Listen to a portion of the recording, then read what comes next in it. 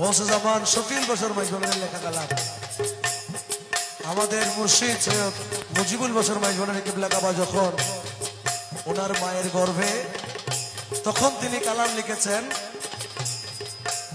একই দেখি ঠিক তাই তো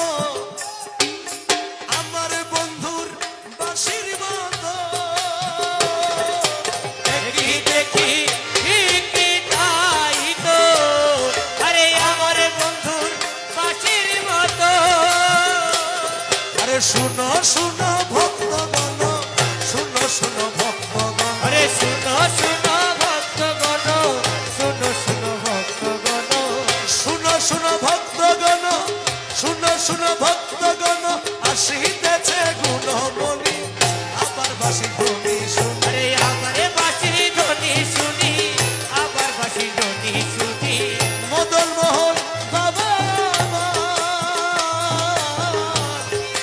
মদন মোহন বাবা আমার আবারও তো আসবে জানি আবার বাঁশির ধ্বনি শুনি আরে আমার বাঁশির ধ্বনি শুনি আমার বাঁশির ধ্বনি শুনি।